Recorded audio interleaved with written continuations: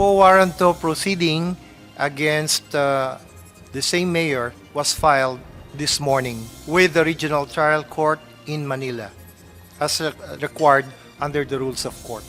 Inihain na kaninang umaga ng Office of the Solicitor General o OSG sa Manila Regional Trial Court Branch 34 ang quo warranto petition laban kay suspended Bamban Mayor Alice Go o Go Huaping. Sa 45 pahinang petisyon, idinitalye ng OSG ang mga dahilan kung bakit dapat mapatalsik sa pwesto ang alkalde. Ayon sa OSG, si Go Huaping o Alice Lial Go ay isang Chinese national. Batayan niya sa datos mula sa Bureau of Immigration o BI, unang pumasok sa bansa si Go noong July 12, 1999 gamit ang Chinese passport kasama ang kanyang ina na si Lin Wenyi na isa ring Chinese national. Nakalagay sa passport nito ang pangalang Go Huaping, ipinanganak noong August 31, 1990 sa Fujian, China. Dagdag pa ng OSG, hindi Pilipino o Filipino citizen nang ipinanganak o kahit sa pamamagitan ng naturalization si Go, kaya hindi ito eligible o kwalipikado na tumakbo sa anumang posisyon sa gobyerno. Bagamat mayroon itong Certificate of Live Birth mula sa Local Civil Registrar ng Bamban na sinasabing ang pangalan ng kanyang mga magulang ay sina Amelia Lial at Angelito Go na pawang umanong mga Pilipino,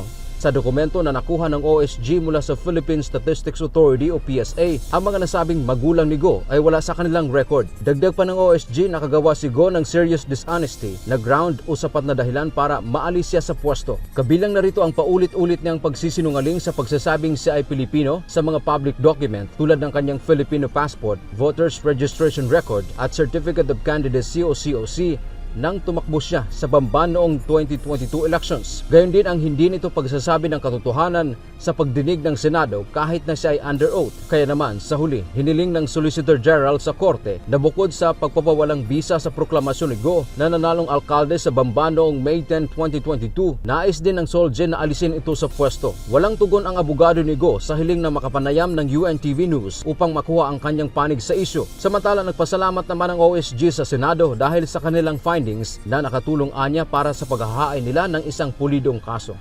But because of the revelations, because of the findings made by this committee, most especially with the testimony of the National Bureau of Investigation, which stated that those two persons or those two names pertain to one and the same person, the job of the OSG in consolidating everything and coming up with a solid petition for quo warranto was accomplished. Binigyang diin ng Solicitor General na ang Filipino citizenship o pagiging mamamayang Pilipino ay pangunahing kailangan sa mga tumatakbo sa pwesto at mga opisyal ng gobyerno upang matiyak ang kanilang katapatan at dedikasyon sa bansa. Dante Amento, UNTV, News and Rescue.